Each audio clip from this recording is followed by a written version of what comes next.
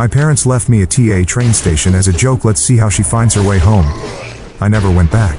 20 years later, they found me. This morning, 29 missed calls. I am Megan Miller, 32, a graphic designer in Chicago. This morning, my phone lit up. 29 missed calls from an unknown number. Immediately, I was transported back to being 12 years old. Standing alone at Union Station, watching my parents drive away laughing. Let's see how she finds her way home, my mother had shouted. That day changed everything through years of therapy. I built a new life far from the people who abandoned me. I never went back. Until now, they found me. Before I tell you how my parents abandoned me and how I rebuilt my life, growing up in Ridgeview, Pennsylvania was like living in two different worlds. To outsiders, we were the picture-perfect family. Frank and Karen Taylor, successful small business owners with their 2 children, Ethan and me, Jennifer, now Megan. But behind closed doors, our home was an unpredictable minefield. My father Frank owned the largest hardware store in town. He was well respected by everyone, known for his booming laugh and generous donations to local causes. My mother Karen ran a small bakery famous for her apple pies that won the county fair blue ribbon 3 years in a row. They seemed like the ideal American couple to everyone else. But the Frank and Karen I knew were different people entirely. Dad's friendly demeanor would transform the moment he stepped through our front door. His drinking started around dinner time and escalated throughout the evening. A bad day at the store meant walking on eggshells at home.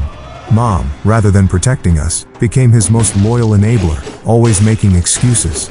Your father works so hard for this family, or he just needs to blow off some steam. Their parenting philosophy revolved around what they called tough love, which was really just cruelty disguised as discipline. This included what they considered teaching moments that most would recognize as emotional abuse. When I was 7, they left me at a grocery store for over an hour because I had asked for candy. Maybe now you'll learn not to be so greedy, Mom had said when they finally returned, finding me crying by the customer service desk. The store manager had been about to call the police. My older brother Ethan, for years my senior, had it differently. He was the golden child who could do no wrong. Star quarterback, straight A student, and Dad's fishing buddy. While I received criticism for a 97% on a math test, what happened to the other 3%? Ethan would be praised for a B+. I became the family's scapegoat. If anything went wrong, it was somehow my fault. Dinner was cold. I must have distracted Mom while she was cooking. Dad had a bad day at work? Probably because he was up late helping me with homework. The psychological burden was crushing for a child. My 11th birthday particularly stands out. Mom had promised a small party with a few friends. I'd been excited all week, even helping her bake cupcakes the night before. The morning of my birthday, they told me we were going to the local amusement park instead. I was disappointed but tried not to show it. They drove for nearly an hour, pulled into the parking lot, handed me $20 and said, "Have fun. We'll pick you up at 5 p.m. I spent my birthday alone, too scared to go on any rides, sitting on a bench near the entrance, watching other families laugh together. They picked me up at 7 p.m., not 5 p.m., finding me terrified and in tears. Just teaching you to be independent." Dad had laughed. "Besides, we had to pick up your cake. There was no cake at home. No presents either." When I started crying, they called me ungrateful. These jokes and lessons happened regularly throughout my childhood. I developed coping mechanisms, staying quiet, trying to be invisible, spending time at friends' houses whenever possible, and losing myself in art. Drawing became my escape. On paper, I could create worlds where adults were kind and children felt safe. The day before the train station incident remains crystal clear in my memory. I had received my report card and was proud of straight A's except for 1A in science. To most parents, this would be cause for celebration. To mine, it was unacceptable. "Nah dash," Dad had bellowed, waving the report card. "What's wrong with you? Are you getting lazy? Ethan never got a minuses." "I tried really hard," I'd whispered. "Clearly not hard enough," Mom added. "We're not raising mediocre children." That night, I overheard them talking in the kitchen. "She needs to learn that life doesn't hand you anything," Dad said.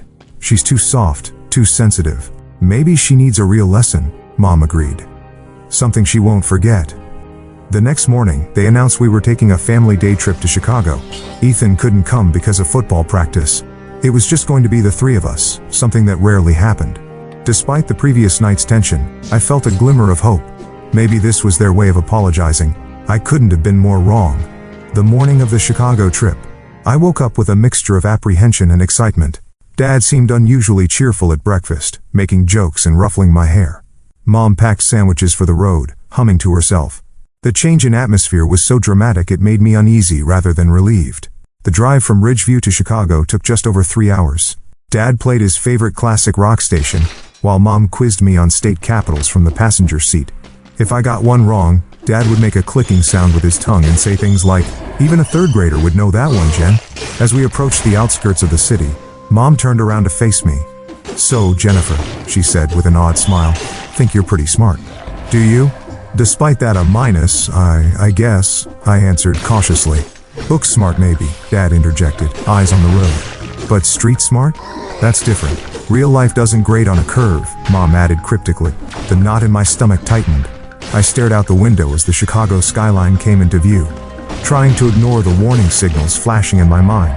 We parked near Union Station around noon. The massive Beaux Arts building was intimidating, swarming with travelers rushing in every direction.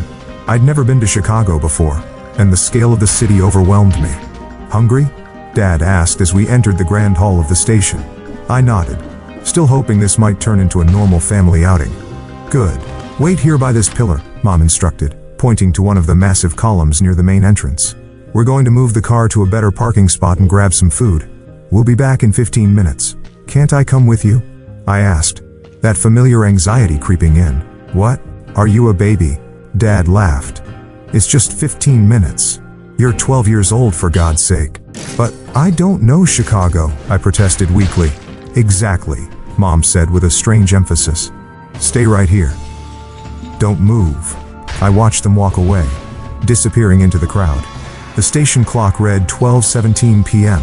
I stood awkwardly by the pillar watching people stream past. Businessmen with briefcases, families with luggage, couples holding hands. 15 minutes passed, then 20, then 30. The anxiety that had been simmering now boiled over into full-blown panic. Had they forgotten where they left me? Had something happened to them? At the 1-hour mark, I was fighting back tears. I didn't have a cell phone. They hadn't left me any money for a payphone.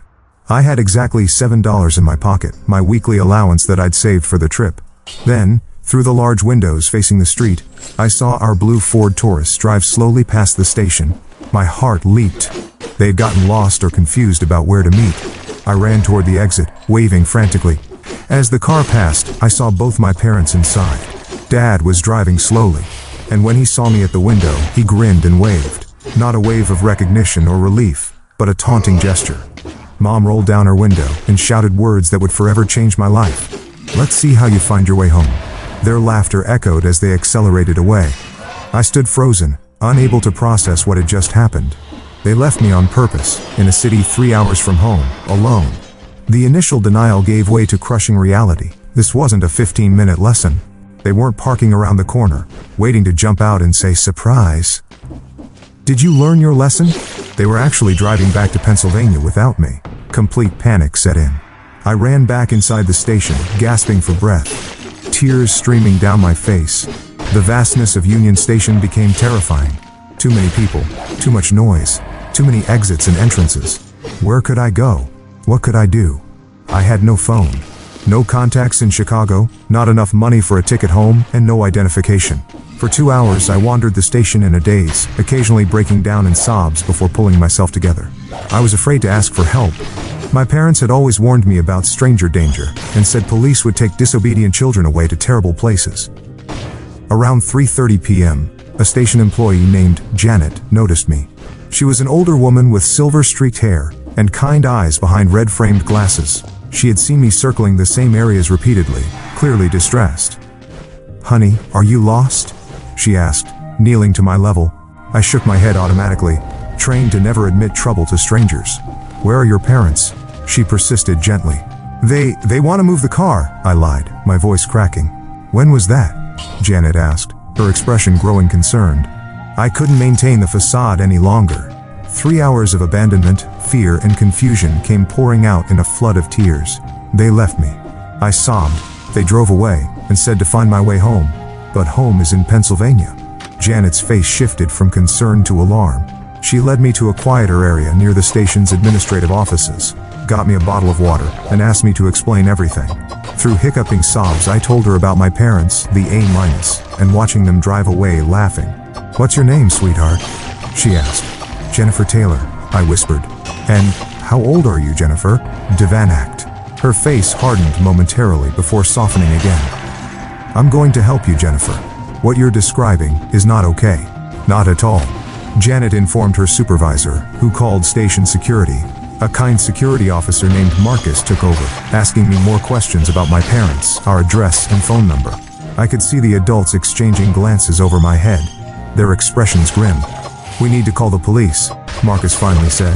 What your parents did is abandonment. It's against the law. And that was how, at 4:45 p.m. on a Saturday afternoon, I found myself sitting in a small office at Union Station, watching Officer Teresa Ramirez file a report about my abandonment. My whole body felt numb. This couldn't be real. Parents don't just leave their children in strange cities, but mine had. The fluorescent lights of the Chicago Police Department's 1st District station buzzed overhead as I sat wrapped in a borrowed blanket, though it wasn't cold.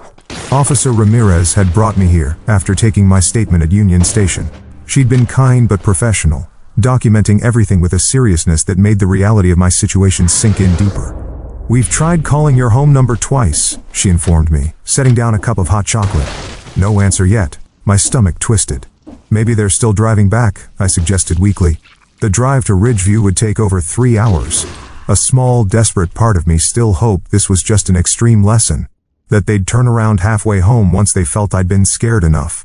Maybe, Officer Ramirez replied, but her tone suggested she thought otherwise. The police station was nothing like I'd imagined. There were no bars or cells visible from where I sat, just desks, computers, and phones. Still, the knowledge that I was in a police station because my own parents had abandoned me was overwhelming. Jennifer, a new voice called. A woman in her 40s with curly brown hair approached, carrying a file folder. I'm Laura Donovan from Department of Children and Family Services. I'd like to talk with you for a bit, if that's okay. The next hour passed in a blur of gentle questions. Had my parents done anything like this before? Yes. But never this extreme. Did they ever hit me? No, not physically. Did I feel safe at home? I hesitated too long before answering, which was answer enough. What's going to happen to me tonight? I finally asked, my voice small. Laura explained that since they couldn't reach my parents, I would be placed in emergency foster care until the situation could be sorted out. The words, foster care, sent a chill through me. I'd heard stories about foster homes. None of them good. We have a wonderful emergency placement family, Laura assured me, seeming to read my thoughts. The Williams family has worked with us for years. They have a daughter about your age. By 9 p.m. I was sitting at the Williams dining table, picking at a plate of spaghetti I couldn't eat. Diane and Robert Williams were trying their best to make me comfortable, but nothing felt real. Their daughter Alicia showed me to the guest room, awkwardly offering to lend me pajamas and a toothbrush. Your parents will probably come get you tomorrow, she said, trying to be helpful. I nodded, not believing it. I didn't sleep that night. I lay awake staring at the unfamiliar ceiling, replaying the image of my parents driving away laughing. What kind of parents did that? What had I done to deserve it? The next morning, after a breakfast I barely touched, Laura Donovan returned. Her expression told me everything I needed to know before she spoke. We reached your parents late last night, she said carefully. Are they coming to get me? I asked, already knowing the answer. Not yet, Laura replied. They said they were teaching you a lesson about independence and problem solving. Hot tears sprang to my eyes. By leaving me in a different state? They claimed they planned to call the station after a few hours to check on you. But things escalated when authorities became involved. Translation: they hadn't planned to call anyone. They'd expected me to panic, maybe cry, and then, what? Magically find my way home with no money, no phone, and no ID? Your brother Ethan confirmed you were expected home yesterday evening. Laura continued. He was surprised when his parents returned without you. A fresh wave of betrayal washed over me. So Ethan hadn't been in on it. Small comfort. What happens now? I asked. We've arranged a meeting at our office tomorrow. Your parents will be there. A judge has been notified about the case, and there will be a hearing later this week to determine next steps. The next 36 hours passed in a strange limbo. The Williams family was kind, but I felt like a ghost moving through their home. Diane tried engaging me in conversation. Robert offered to play board games, and Alicia invited me to watch TV with her. I went through the motions, numb. The meeting at the DCFS office was set for 2 p.m. Monday. I changed back into my original clothes, now wrinkled from being hastily washed and dried. Laura drove me to a government building downtown, explaining what would happen. You don't have to speak to your parents if you don't want to, she assured me. I'll be with you the whole time. We entered a conference room with a long table. Already seated were two other adults Laura introduced as her supervisor and a family court liaison. 5 minutes later, the door opened again. My parents walked in, looking nothing like the confident, laughing people who had driven away from Union Station. Dad's face was haggard, Mom's eyes red-rimmed. Behind them came a man in a suit who introduced himself as their attorney. "Jennifer," Mom said, stepping toward me. I flinched back involuntarily. "Please take your seats," Laura's supervisor instructed firmly. What followed was the most surreal conversation of my young life. My parents, guided by their attorney, presented their version of events. They had been concerned about my lack of self-reliance and problem-solving skills. The train station exercise had been planned as a controlled life lesson. They had circled back after 20 minutes to check on me from a distance, but couldn't find me. They assumed I had figured out how to call home or get help, demonstrating exactly the resourcefulness they wanted to encourage. They had driven home expecting to find a message from me, perhaps from a police station or a helpful stranger's phone, showing I had risen to the challenge. "We were teaching her independence," Dad insisted. "Kids today are too coddled. By abandoning your 12-year-old daughter in a city 3 hours from home with no money, no phone, and no ID," Laura's supervisor asked incredulously. "She's exaggerating how little money she had," Mom said dismissively. "And there are phones everywhere. She could have called collect." I sat in stunned silence. They weren't sorry. They truly believed they had done nothing wrong. The meeting continued with discussions of child welfare laws, potential charges, and next steps. Through it all, my parents maintained their position. This was a parenting choice, perhaps extreme, but with good intentions. When finally asked if I wanted to return home with them, I found my voice. "No," I said firmly, surprising even myself. "I don't want to go back." The shock on their faces might have been satisfying under different circumstances. "Don't be ridiculous," Dad sputtered. "Of course, you're coming home. That's not your decision right now, Mr. Taylor," the court liaison explained. "Given the circumstances, Jennifer will remain in temporary custody while the court evaluates the situation." As the meeting concluded, Mom tried once more to approach me. "Jennifer, honey, you're overreacting. We were just trying to teach you to abandon people who trust you?" I interrupted, tears streaming down my face. "That's what I learned." I was escorted from the room, my parents' protests fading behind me. In that moment, I knew I would never see our house in Ridgeview as home again. The next few weeks passed in a blur of court hearings, interviews with social workers, and therapy sessions. The initial emergency placement with the Williams family was extended while the system determined what would happen next, though they were kind. Their home never felt like more than a temporary shelter, a waiting room before my real life could resume. 1 month after the train station incident, I met Thomas and Sarah Miller. They arrived at the DCFS office on a Tuesday afternoon, both in their early 40s with warm smiles that reached their eyes. Thomas taught high school art, and Sarah was a pediatric nurse. They had no biological children, but had been foster parents for over a decade. "We believe every child deserves safety, respect, and room to grow," Sarah explained during our first meeting. Supervised by Grace Chin, my newly assigned social worker. "No pressure to talk about anything until you're ready," Thomas added. "We just want you to know our home is open to you for as long as you need." There was something genuine about them that cut through my practiced emotional distance. When Grace asked if I'd be willing to try a placement with the Millers, I nodded cautiously. The Millers lived in a modest 2-story house in Evanston, just north of Chicago. My room there had pale yellow walls, a window seat overlooking a small backyard garden, and empty bookshelves waiting to be filled. "We want you to make it your own," Sarah explained, showing me around. "Pictures, posters, books, whatever makes you comfortable." "What are the rules?" I asked warily, thinking of the ever-changing expectations at my parents' house. Thomas and Sarah exchanged glances. "Basic respect and safety," Thomas replied. "Letting us know where you are, helping with household chores, doing your best in school. We'll figure out the details together as we go." I waited for the catch, the hidden expectations, the impossible standards. They never came. The contrast between the Millers and my birth parents was disorienting. The first time I spilled a glass of juice at dinner, I froze in terror, waiting for the explosion of anger. Instead, Sarah simply handed me a cloth saying, "No worries. Accidents happen." Trust came slowly, painfully. I kept waiting for the Millers to reveal their true selves, to drop the act of kindness and show the cruelty I'd been trained to expect from adults. But day after day, they remained consistent in their gentle support. Meanwhile, the legal process continued. My parents attended mandatory parenting classes and counseling sessions, making what Grace called minimal effort. They complained to anyone who would listen that the state had overreacted to a simple parenting choice. Dr. Reynolds, my therapist, helped me understand what had happened in clinical terms. Emotional abuse, neglect, abandonment. She diagnosed me with PTSD and anxiety, introducing coping mechanisms that actually helped. For the first time, I learned that my parents' behavior wasn't normal, and more importantly, it wasn't my fault. Nothing you could have done would have justified what they did, Doctor. Reynolds emphasized repeatedly, until I began to believe it. 3 months into my stay with the Millers, Ethan came to visit. Now 16, my brother seemed smaller somehow. Less the golden child, and more just a teenager uncomfortable in his own skin. We sat awkwardly in the Millers' living room while Sarah busied herself in the kitchen, giving us privacy while remaining within earshot. They miss you, Ethan said finally, staring at his hands. Do they? I asked, skeptical. In their way, he admitted, Dad's drinking more. Mom's always cleaning, even when the house is spotless. Are they sorry? Ethan hesitated. They're sorry you're gone. I don't think they understand why what they did was wrong. And you? I challenged. Do you understand? My brother looked up, his eyes meeting mine directly for perhaps the first time. I knew they were harder on you. I should have said something, done something. I'm sorry, Jen. It wasn't enough. But it was honest. Ethan and I talked for another hour, cautiously navigating our shared past from our now different perspectives.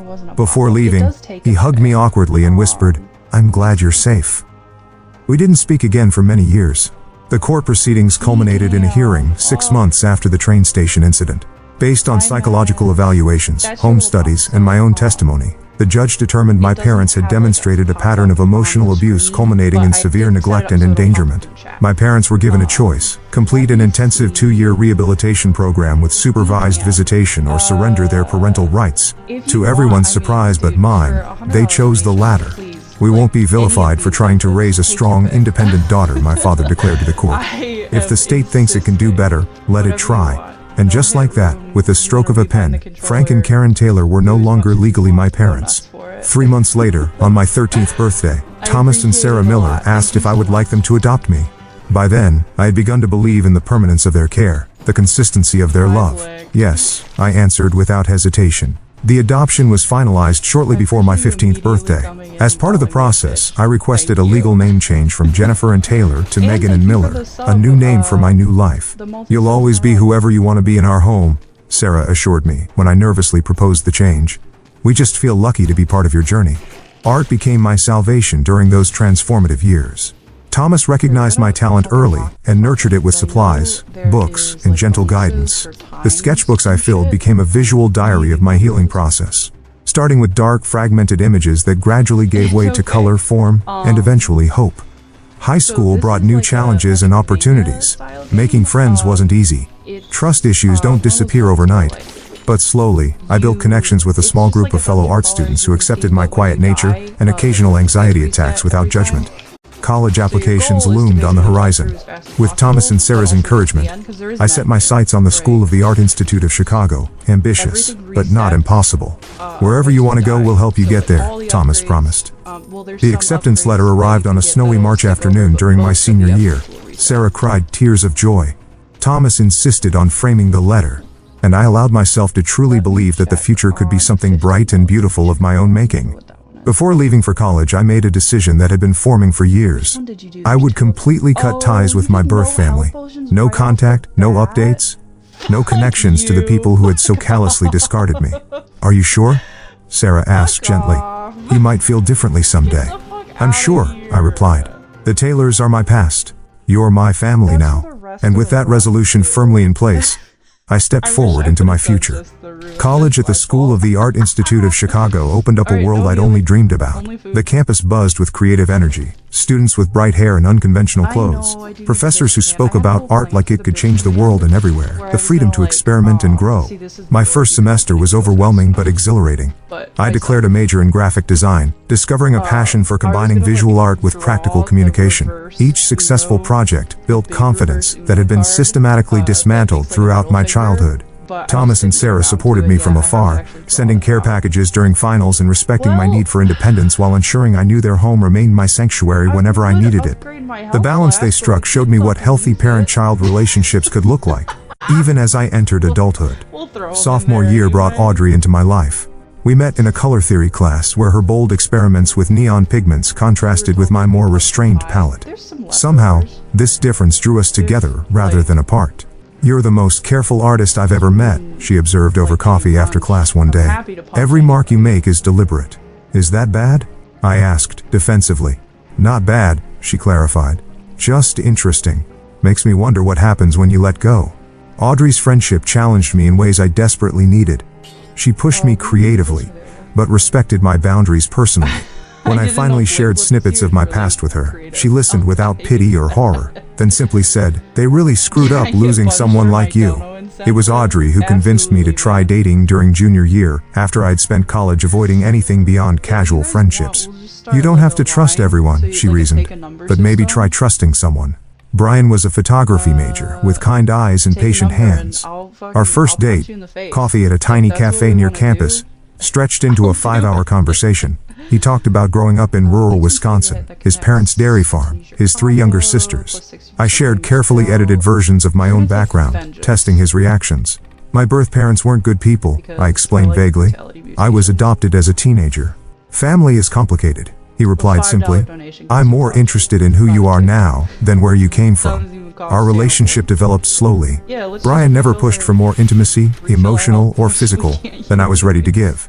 The first time he reached for my hand and I flinched away, he simply nodded and continued our conversation as if nothing had happened.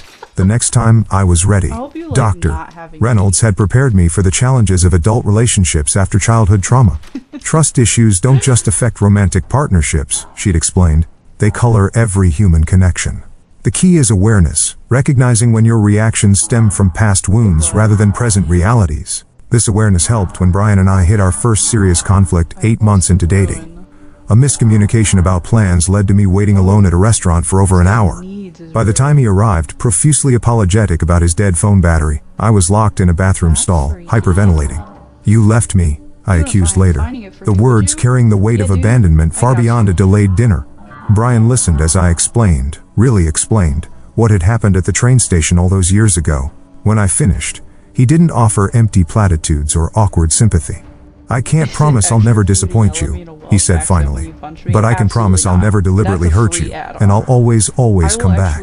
It wasn't enough to heal all wounds, but it was honest. Our relationship continued stronger for the vulnerability we'd shared.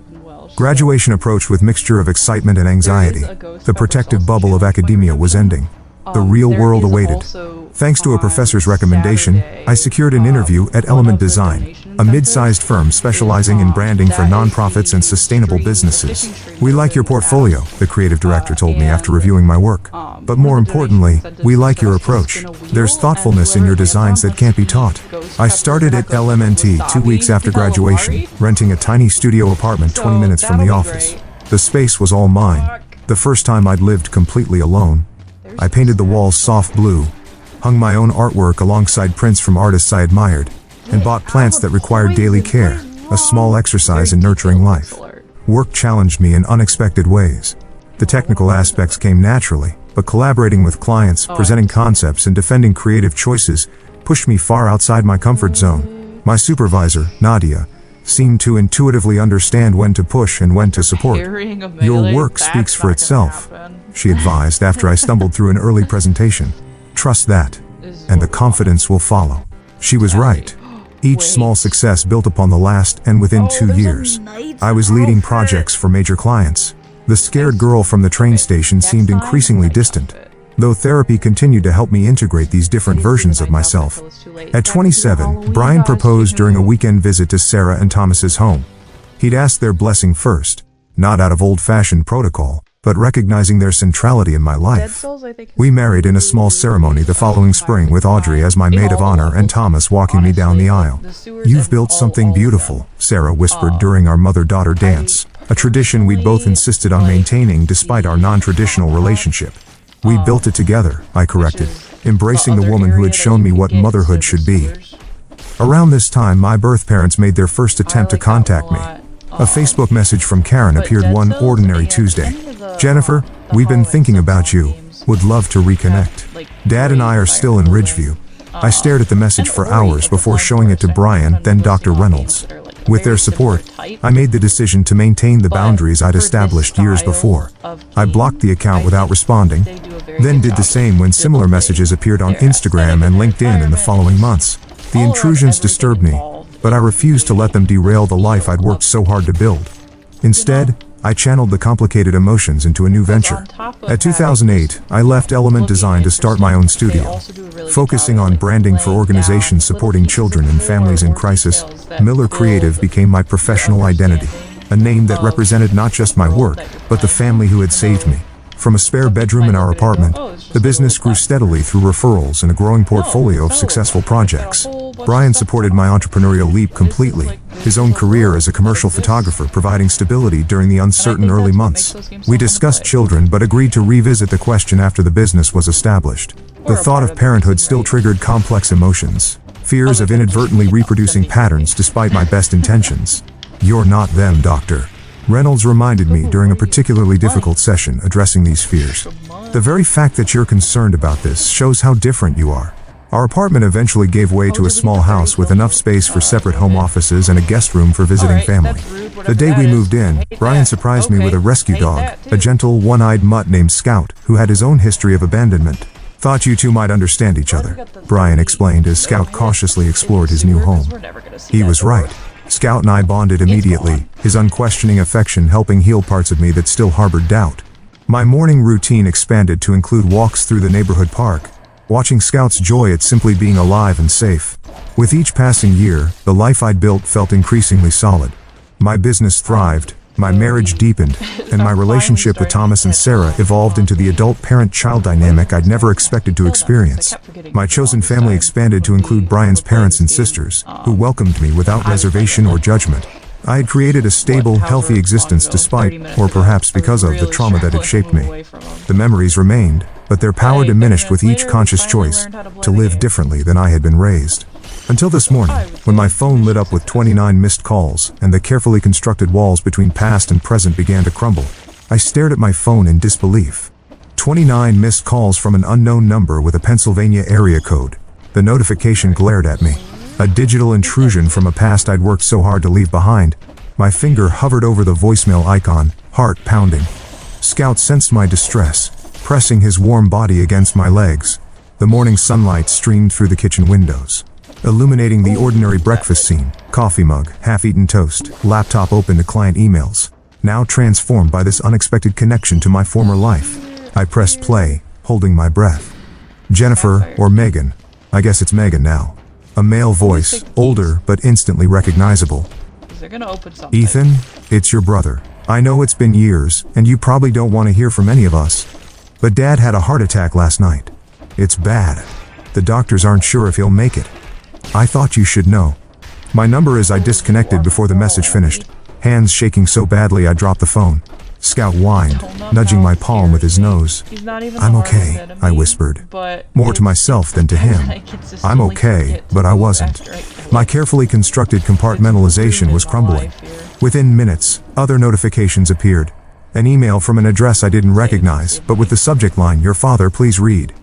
A Facebook message request that simply read, "Jennifer, it's Mom. Please, call. It's urgent." 20 years of silence, and now this barrage of communication.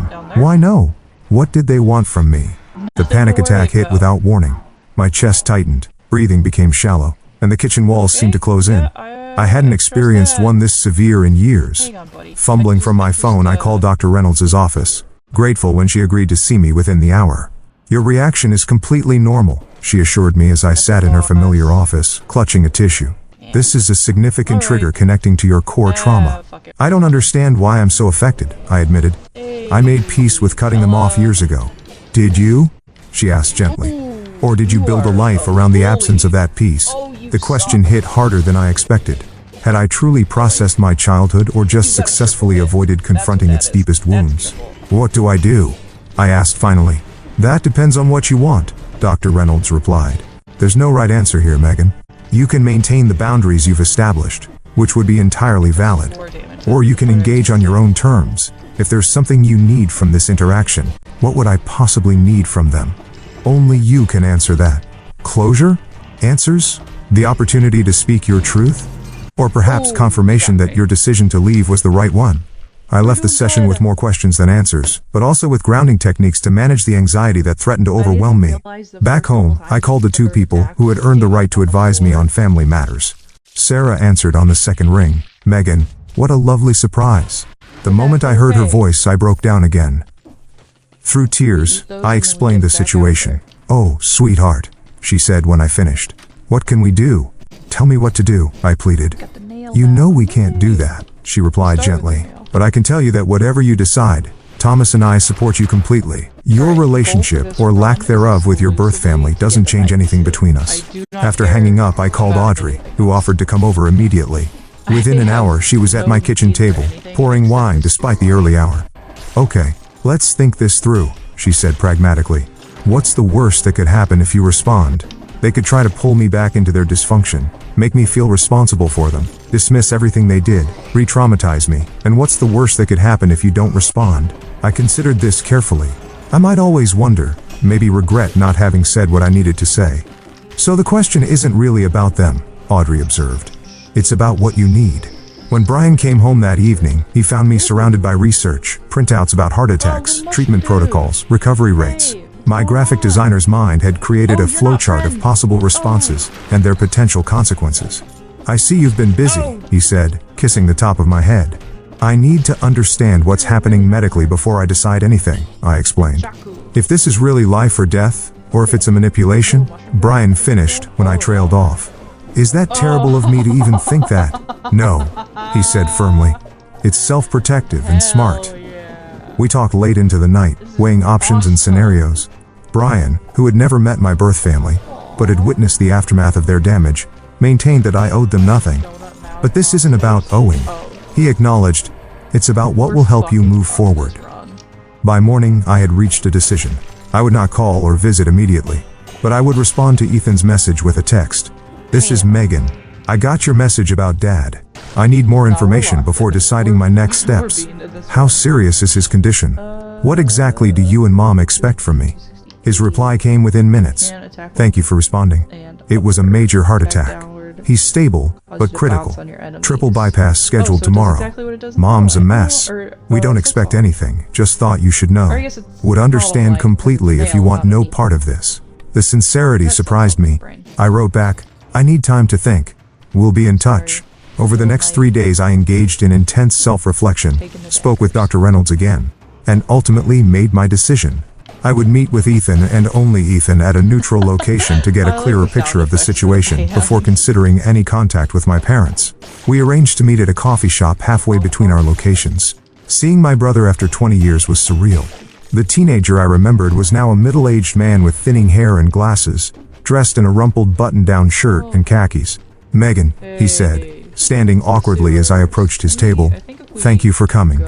I nodded, not quite ready for pleasantries. "You look great," he offered. "Really great." "Tell me about Dad," I said, getting straight to the point. Ethan sighed, seeming relieved to focus on facts rather than emotions. Triple bypass was successful, but there were complications. He's still in ICU. The doctors are cautiously optimistic, but at 68 with his history. What history? High blood pressure, high cholesterol, still drinks too much, Ethan explained. He retired 5 years ago when his heart problem started. Sold the hardware store. I absorbed this information, trying to reconcile the larger-than-life figure from my childhood with this aging, failing man and Mom falling apart basically. They've been married 45 years. For better or worse, they're completely dependent on each other. Are you close to them? I asked, genuinely curious about the life that had continued in my absence. Ethan hesitated. Yes and no.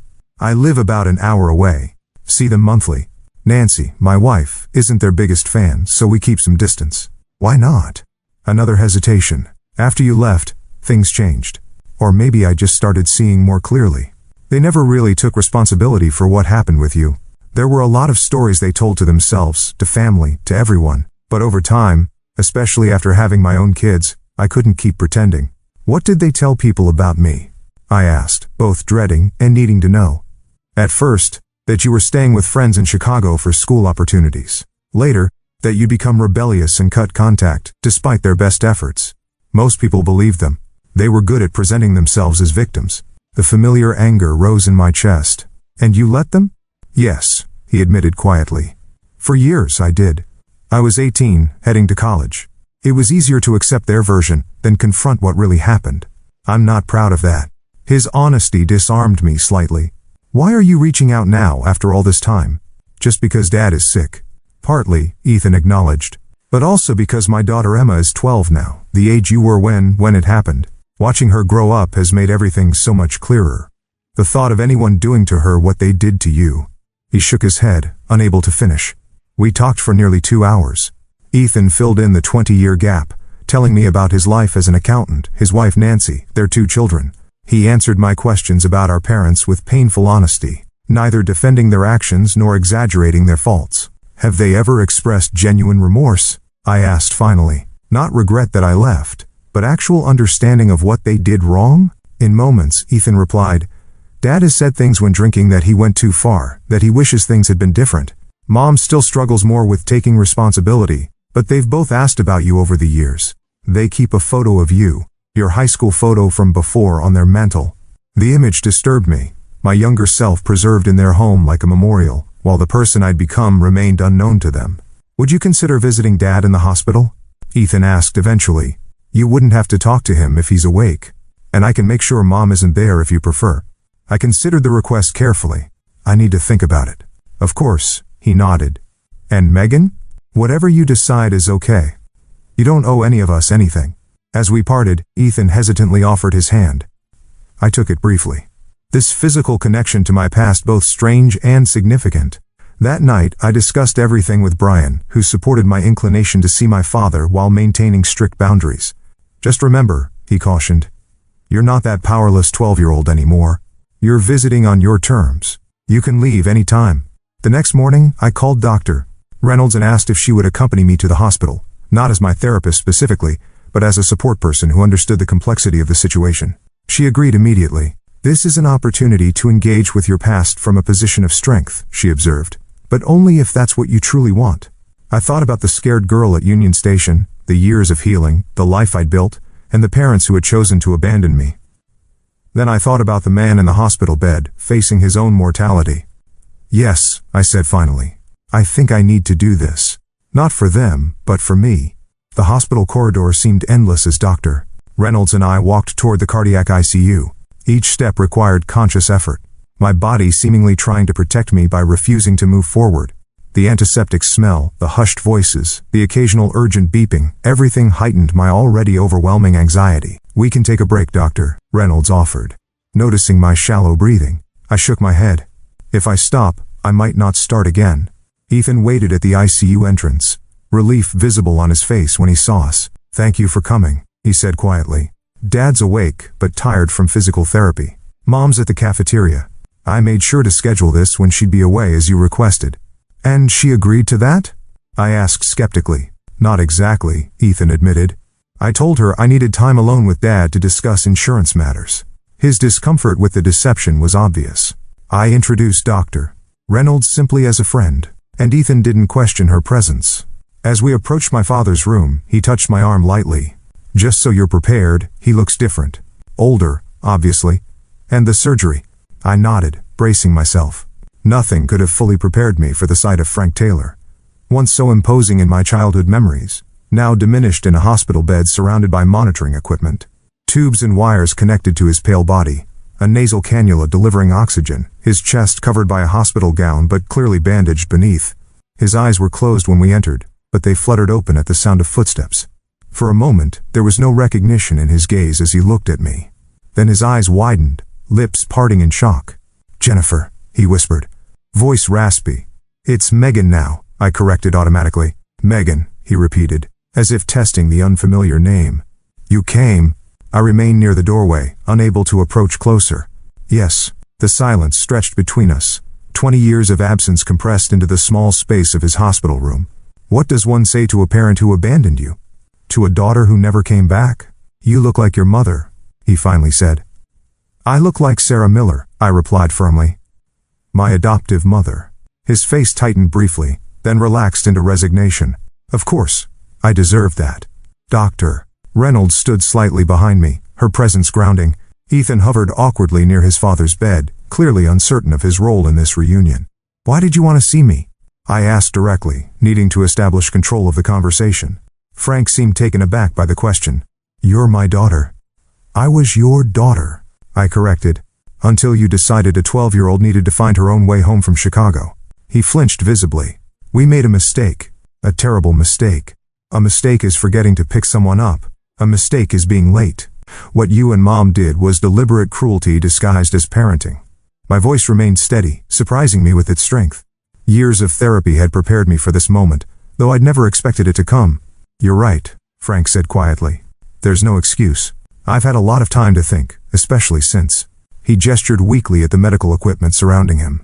"When you're facing the end, you see things differently." "Are you dying?" I asked bluntly. "Not immediately, they tell me. But this was a warning shot." He attempted a weak smile that didn't reach his eyes. "Makes a man reflect on his regrets. And I'm a regret." "What we did to you is my biggest regret," he clarified. "Not you. Never you." It was the closest thing to an apology I'd heard from either parent, but it felt insufficient against the magnitude of their actions and the years of trauma that followed. The conversation was interrupted by a commotion at the door. Karen Taylor stood frozen in the entrance, coffee cup in hand, staring at me as if seeing a ghost. "Jennifer," she breathed. "It's Megan," Ethan corrected quickly. I turned to face the woman who had given birth to me, then laughingly abandoned me. At 65, she was still carefully put together, colored hair, applied makeup even in these circumstances, tailored clothes despite the hospital setting. Only her eyes betrayed her age and the stress of her husband's condition. "I told you I'd arrange a different time," Ethan said apologetically to me. "It's fine," I replied, though it wasn't. Having both parents present at once hadn't been part of my carefully constructed plan. Karen moved toward me as if to embrace me, but stopped when I instinctively stepped back. Her hands fluttered awkwardly before dropping to her sides. "You're so beautiful," she said, eyes filling with tears. "All grown up." I remained silent, unprepared for this additional confrontation. "I've thought about you every day," she continued. "Wondered where you were, if you were happy, if you ever thought about us." "Karen," Frank warned weakly from his bed. "Give her space." The irony of Frank Taylor advocating for boundaries was not lost on me. "I need some air," I announced abruptly. Turning toward the door, Dr. Reynolds immediately moved to accompany me. "Please don't leave," Karen called after me. "Please. We've missed you so much." I paused in the doorway, turning back to face both my birth parents. "You missed me? You abandoned me in a strange city when I was 12 years old. You drove away laughing while I watched. You surrendered your parental rights rather than admit what you did was wrong. And now, 20 years later, you want to talk about missing me." The words poured out, years of unexpressed anger finally finding voice. Karen flinched as if physically struck. "We were terrible parents," she admitted, tears now flowing freely. "We didn't know how to love you properly." "That's not an excuse," I replied. "Millions of people figure out how to parent without abandoning their children." "You're right," Frank interjected from his bed. "There is no excuse. We failed you completely." The simple acknowledgement, devoid of justification, momentarily disarmed me. This was what I had needed to hear 20 years ago. Not explanations or defenses, but simple accountability. "I didn't come here for apologies," I said finally. "I came to see for myself that the people who had such power over me are just that, people. Flawed, aging, ordinary people who made unforgivable choices." "Is there any chance?" Karen began. "No," I interrupted. "There's no chance of reconciliation, if that's what you're asking. That opportunity ended the moment you drove away from Union Station. What I can offer is closure for all of us." I looked directly at Frank in his hospital bed. "I hope you recover fully from your surgery. I don't wish either of you will, but I need you to understand that I am not Jennifer Taylor anymore. I haven't been for 20 years. I'm Megan Miller. I have wonderful adoptive parents, a loving husband, successful career, and a life built far away from the damage you caused." My voice remained steady as I continued. "I don't hate you anymore. That's taken years of work. But I don't forgive you either, and I don't want you in my life. Any contact should go through Ethan first, and I reserve the right to ignore it completely." The finality of my statement hung in the air. Karen sobbed quietly while Frank closed his eyes, a single tear tracking down his weathered cheek. "We understand," he said finally.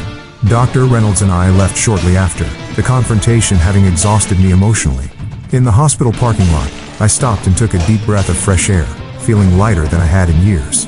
"You did beautifully," Dr. Reynolds observed, How are you feeling? Like I finally got to be the adult in the room with them, I replied.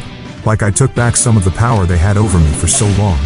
Over the next few days, I processed the hospital encounter through additional therapy sessions and long conversations with Brian, Sarah, and Thomas. The experience had been draining, but ultimately empowering. I had faced my abusers on my terms and walked away intact. Ethan texted updates about our father's recovery, which I appreciated but didn't feel compelled to act upon.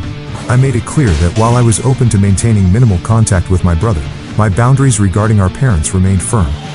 1 week after the hospital visit, I sat at my desk, deleting the numerous contact attempts from my birth parents that had accumulated since our meeting. Karen had sent daily emails despite my clear statement about boundaries. Frank had tried calling twice. I blocked their numbers and email addresses without reading the messages, then called Sarah. I just wanted to say thank you, I told her when she answered. For everything. For showing me what parents should be. Oh, sweetheart, she replied warmly. You've given us far more than we could ever give you. That evening, Brian and I took Scout for a long walk through our neighborhood. The summer air was warm, fireflies beginning to appear in the gathering dusk. Scout trotted happily ahead, his one good eye bright with canine contentment. What are you thinking about? Brian asked, squeezing my hand. How sometimes the family you're born into isn't the family you're meant to have, I replied. And how grateful I am that I found mine. The path forward wouldn't always be smooth. Trauma leaves lasting imprints and healing isn't linear. But for perhaps the first time, I felt truly free of the shadow my birth parents had cast over my life. I had confronted them not as the frightened child they had abandoned, but as the strong, successful woman I had become despite them. The 12-year-old girl left alone at Union Station had found her way home after all, not to the place she had come from, but to the life and family she had chosen for herself. Have you ever had to set boundaries with family members who hurt you? What helped you heal from childhood trauma?